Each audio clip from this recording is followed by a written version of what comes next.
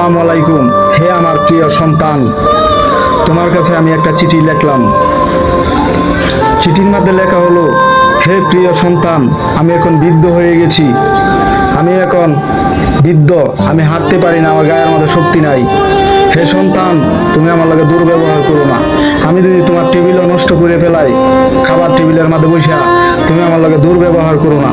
তুমি আমার লগে জোরে কথা বলো না, কারণ আমি মনের মধ্যে আঘাত পাই। আর তুমি যদি জোরে কথা বলো, আমি শুনতে পাই না, আমি কানে শুনি না, আমার শ্রবণ শক্তি কমে গেছে। হে প্রিয় সন্তান, আমি এখন বৃদ্ধ, আমি হাঁটতে পারি না, আমি চলতে পারি না। হে প্রিয় সন্তান, তোমার কি একটু সময় হবে? তুমি কি আমাকে একটু সময় দিতে পারবে? তোমাকে কত সময় দিছি আমি, যখন তুমি ছোট আছিলা, তোমাকে কত সময় দিছি আমি। তুমি কি আমার জন্য কি তোমার কাছে একটু সময় হবে? তুমি আমাকে একটু সময় দাও।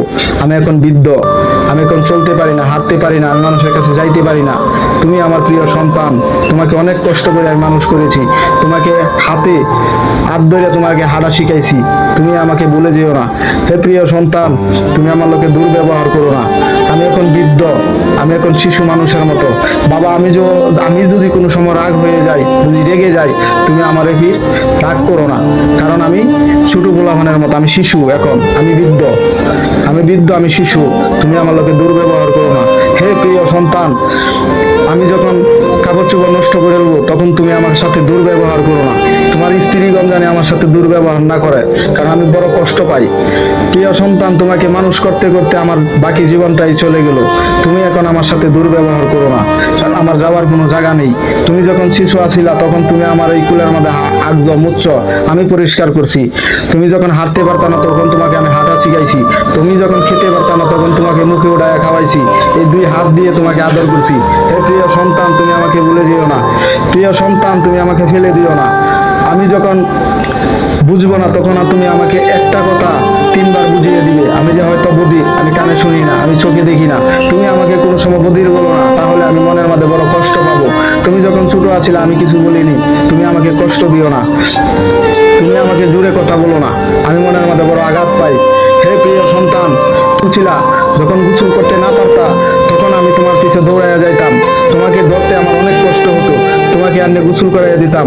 হে প্রিয় সন্তান, আমি বৃদ্ধ, আমি যদি গোসল নাও করতে পারি 3 দিনের একদিন, তাও তুমি আমাকে জোর করে গোসল করাইয়া না, কারণ আমার বড় কষ্ট হয়। আমি এখন বৃদ্ধ হয়ে গেছি, আমার অনেক কষ্ট লাগে। বৃদ্ধ মানুষের কিন্তু গোসল করলে অনেক কষ্ট হয়, তাদের শীত লাগে বেশি, তাদের অসুখ বসুখ বেশি।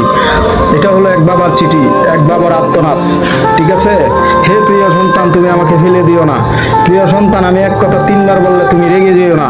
আমি যদি না বুঝি, তুমি আমাকে লিখে দিও, আমি বুঝার চেষ্টা করবো, আমি বুঝবো। তুমি এক কথা আমাকে 3বার করে বুঝাবে, কারণ তুমি যখন ছোট ছিলা, তখন তুমি আমাকে গাছের মধ্যে কাউয়া দেখে বুঝাইতা যে বাবা এটা কি, বাবা ওটা কাউয়া, বাবা ওটা কি, ওটা বাবা খাওয়া, ওটা কি বাবা, ওটা খাওয়া।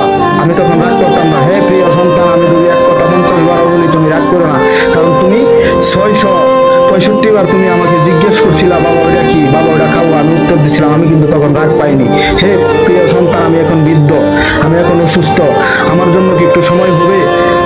তুমি কি আমার শীতানের মধ্যে বসে থাকবে? এখন আমার মৃত্যু সজ্জা, এখন আমি শয্যাশায়ী। তুমি এখন আমার হাত ধরে কি একটু বসতে পারবে? আমি জানি তোমার হাত ধরে জানি সুখের মৃত্যুবরণ করতে পারি, কারণ আমি জানি হাসতে হাসতে মরতে পারি, কারণ আমার জানি কষ্ট কম হয়, যা আমার পাশে আমার সন্তান আছে। হে প্রিয় সন্তান, আমার জন্য কি একটু সময় হবে তোমার?